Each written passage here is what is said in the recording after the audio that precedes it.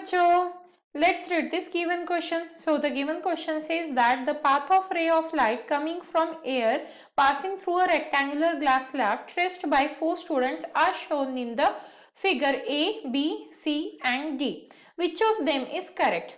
तो देखिए बच्चों, क्वेश्चन में हमें क्या बोला जा रहा है कि 4 स्टूडेंट है, उन्होंने जो लाइट रे होती है उसे ट्रेस किया है और लाइट रे कैसे पास हो रही है, एयर से ग्लास स्लैब में पास हो रही है। तो हमें बताना है कि इनमें से कौन सा ट्रेसिंग, कौन सी फिगर करेक्ट है। अब इस क्वेश्चन को सॉल्व करने के लिए हमारा की कंसेप्ट क्या रहेगा? की concept to solve this question is यहाँ पे हमें पता होना चाहिए कि different medium is having different refractive index. Different medium will have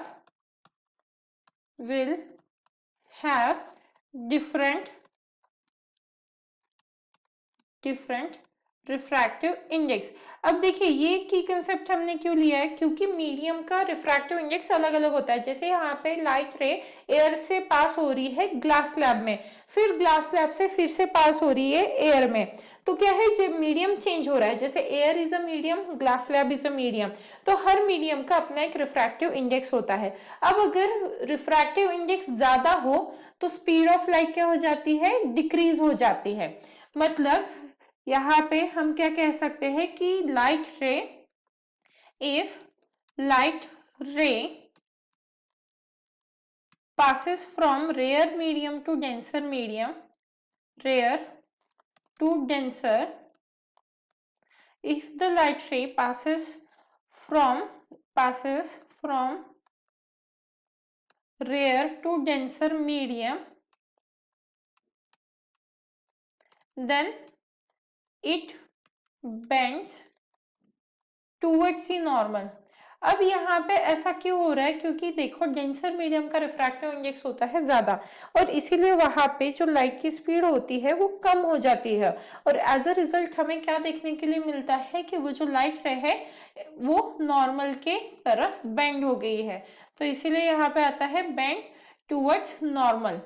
और अगर हम इसका उल्टा लिखें, मतलब मान लेते हैं कि लाइट रे क्या हो रही है, डेंसर से रेयरर में जा रही है। if light ray passes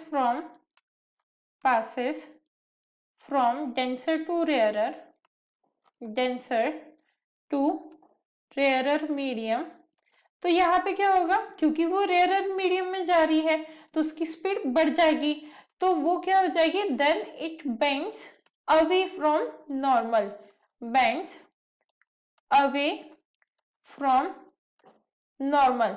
अब देखिए ये जो हमने पॉइंट्स कंसिडर किए हैं इसके बेसिस पे हम करेक्ट फिगर को पहचान सकते हैं। जैसे ऑप्शन वन में देखिए लाइट रे का कहीं पे बेंडिंग है ही नहीं, वहां पे मीडियम चेंज हो रहा है एयर से लेके ग्लास स्लैब, पर फिर भी लाइट रे बेंड हो ही नहीं रही है, मतलब ऑप्शन ए जो है वो रॉन्ग है। अब अगर हम ऑप्शन सेकंड देखें तो लाइट रे आ रही है एयर से और ग्लास में एंटर हो रही है, तो अगर हम इस तरीके से ग्लास स्लैब को कंसीडर करें तो नॉर्मल क्या होता है, परपेंडिकुलर टू सरफेस। तो आप देख सकते हो यहाँ पे लाइट रे आ रही है और फिर वो बेंड हो रही है टूवर्ड्स नॉर्मल, ये क्या होती है नॉर्मल, और वो हो रही है बेंड टूवर्ड्स नॉर्मल। और जैसे ही वो ग्लास स्लैब से बाहर जा रही है, अगर मान लीजिए यहाँ पे फिर से एक नॉर्मल है तो फिर से अवे फ्रॉम द नॉर्मल हो रही है। मतलब जो ऑप्शन सेकेंड है वो जो फिगर ऑप्शन सेकंड में गिवन है वो फुलफिल कर रही है सारी कंडीशंस, तो इसीलिए ऑप्शन सेकंड करेक्ट है। अब ऑप्शन सी में थर्ड में भी देखिए, जब लाइट रे एयर से ग्लास में पास हो रही है कोई भी बेंडिंग नहीं हो रही है। एंड सिमिलरली ऑप्शन 4 में भी जब लाइट रे ग्लास से एयर में जा रही है, आप यहाँ पे देख सकते हैं ग्लास से एयर में जा रही है तब भी कोई बेंडिंग नहीं हो रही है, मतलब जो फर्स्ट, थर्ड और फोर्थ फिगर है वो रॉन्ग है। तो एक ही करेक्ट फिगर है यहाँ पे, that is option B, which means second option. Hence the final answer for the given question is option B, that is second figure is correct. Hope you understood it well. Best of luck.